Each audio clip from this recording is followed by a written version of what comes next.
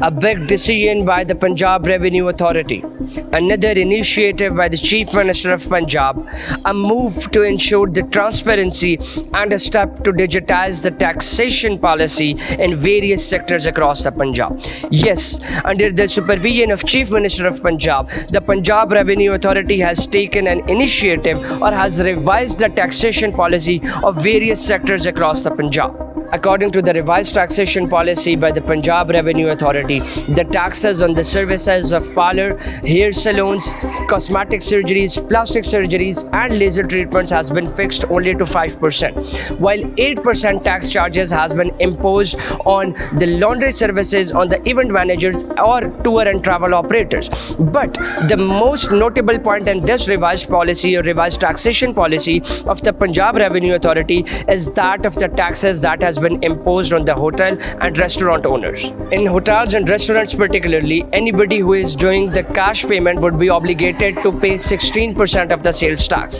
while anybody who is going to pay through mobile wallets, QR codes, credit or debit cards would be obligated to pay only 8% of the standard sales tax. The purpose of creating this exception in the revised taxation policy of PRA was to promote the e-payments, because through e-payments the taxes would be credited directly to the government of Punjab, which would ultimately be used or utilized in the developmental projects, as that is one of the contributing factor of the revenue generation for the government. The spokesperson of the Punjab Revenue Authority has also advised the citizenry to get the receipts of their payments or their bills so that it could be officially registered and the taxes shall be paid to the government of Punjab in particular. Only then the government of Punjab would be able to execute the various initiatives that they had taken over the course of time, as these taxes would be utilized in those infrastructural and developmental programs.